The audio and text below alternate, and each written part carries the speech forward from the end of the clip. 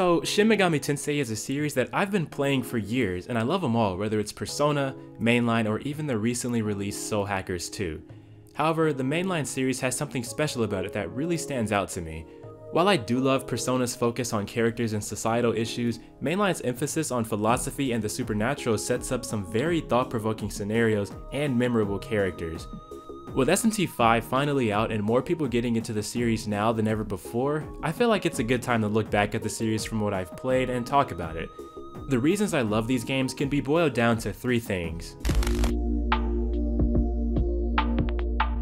The stories in Mainline deal with philosophy, and while some are more interesting than others, they're still pretty good in their own right.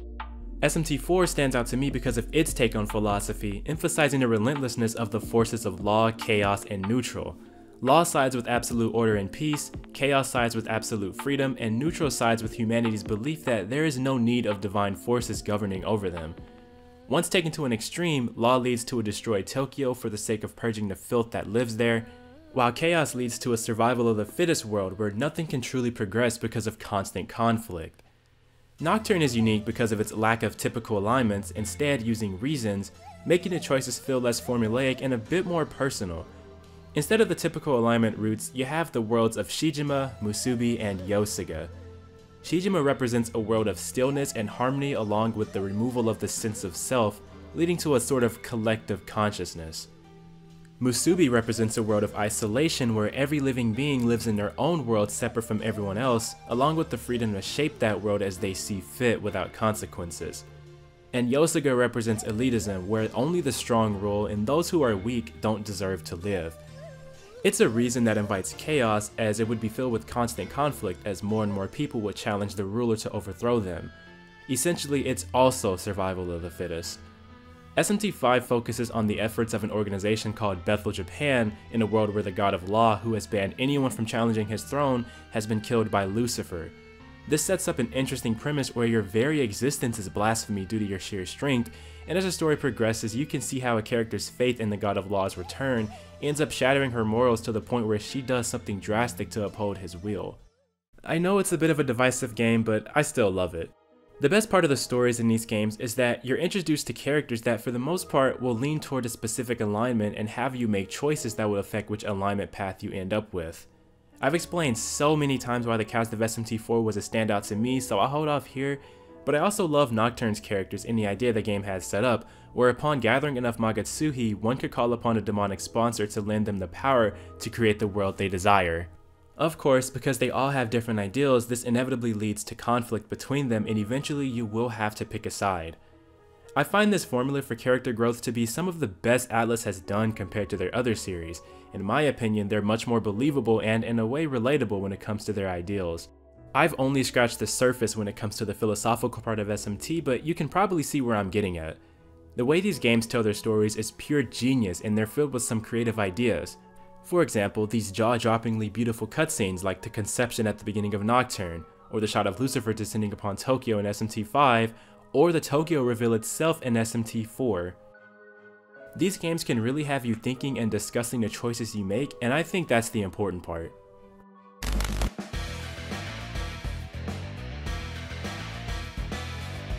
I've said it plenty of times before, but the press turn battles featured in the more modern SMT games is an extremely rewarding system and stands above so many other turn-based systems due to the risk and reward feeling that it brings with it. You're encouraged to exploit enemy weaknesses to increase your turn count, but because missing attacks or hitting an enemy with something that they reflect, block, or drain results in you losing extra turns, the risk is just high enough that you want to consider your moves carefully. See, I have a habit of playing very aggressively, and while it usually works out in the end, sometimes I'm greeted with a nice game over screen due to something as simple as missing an attack when I was banking on using the very next turn for healing. The different games have their own unique mechanics, like with 4 in its Smirk system and 5 with its Omagatoki system. I'm still not sure which I like more because the absolute chaos that smirking introduces is always fun to see go down, but the Omagatoki system is kind of a more fair way to go about it. There's also the fact that in SMT IV you can kill enemies that are severely overleveled if you know what you're doing, whereas in SMT V you can't even scratch enemies who are a mere 10 to 20 levels above you. Nocturne is more of a straightforward version of the press turn system, seeing as it was the first game to introduce it, but it still holds up even today. All of these aspects differentiate the battle systems a bit, but something that they all have in common that I love is the demon collecting and party customization. This is hands down where most of my playtime goes in Mainline. Because the enemies and bosses you face require different party members due to their affinity, you're constantly optimizing your party for specific fights as well as recruiting demon allies and fusing them in the Cathedral of Shadows to make new ones.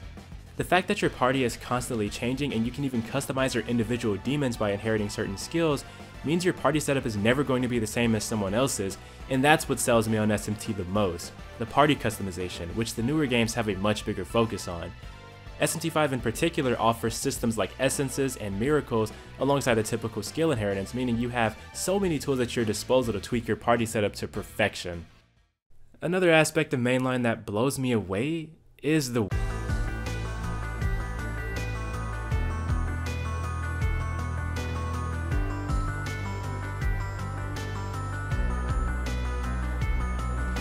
Mainline generally takes place in Tokyo, but despite that, each game has a unique depiction of the city. Out of the games I've played, SMT IV has the most realistic and grounded version of Tokyo. You'll be roaming the streets of Shinjuku, Ueno, Shibuya, and more. I've talked about the game's setting many times, but to summarize my thoughts, this is my favorite version of Tokyo in the series. Its heavily cyberpunk-inspired environments mesh perfectly with the story. There's this obvious and strong theme of humanity's struggle as they have to live in Tokyo with no sunlight, while either staying clear of or fighting the demons that inhabit the surface. Those who can't defend themselves have to hide away in underground towns to stay safe, while demon hunters are the ones who brave the surface to fight demons. It's an incredibly cool idea that sets up some great world building. Nocturne's world is also really cool. I'm a fan of the beginning of the game because there's this strong sense of eeriness and uncertainty as you hear talk of the occult and how the world is going to end. Of course, the event that causes the world to end is called the Conception, which vastly alters everything you know about the world. It's apparent very quickly that there are few humans left. Instead, you'll mainly be finding demons of all kinds, as well as mannequins, which are human-like life forms, but a bit creepier. You'll be spending a lot of time traversing dungeons in the overworld by yourself and your demons. And this does a lot for the tone of the game, as it has a much more prevalent feeling of isolation and mystery. Of course, you still encounter your friends every now and then as the story plays out, but they're not really around like they are in SMT IV. SMT V's world is very similar to Nocturne. You're welcome to another Tokyo that's covered in sand, only this time it's sparkly. And leading up to release, I was hoping for an SMT IV cyberpunk style world to explore for the newest game and its glorious transition to HD. What we got was still, in my opinion, pretty cool. It feels a lot like Nocturne for obvious reasons, but it still kind of wowed me at first glance. It's pretty cool seeing landmarks like Tokyo Tower surrounded by miles of sand and mountains, or seeing the city streets curve unnaturally as it conforms to the massively altered landscape. These areas provide a nice contrast visually, as the realistic locations juxtapose the fantasy elements of the world, which is something that SMT has been doing for years, but seeing it with modern graphics is just awesome. This is probably one of the more controversial games in the series because of its mixed reception from the fans, but as I said before, I'm still a fan of what they did here. Like Nocturne, that feeling of isolation is still here, but it's not nearly as strong because the experience of exploring Dot is broken up as you return to the quote, real world every now and again. That being said, this is an awesome series and I could go on and on about why I'm a fan of these games, but I think with these 3 points you can get an understanding of how great the series is. I highly recommend checking out some of the games if you haven't played them before. SMT has some of the most satisfying combat in a turn-based RPG and is really unique when it comes to its setting and premise, and the satisfying gameplay loop of recruiting demons, fusing them, and transferring their skills to newer demons is very strong. Overall, there's just a lot to love with SMT. And that's going to do it for my video. Thank you guys so much for watching. If you liked it, leave a like. If not, leave a dislike. And if you want to see more videos from my channel talking about a plethora of games from both PlayStation and Nintendo consoles, hit that subscribe button. Thank you so much for watching, guys. See you in the next video.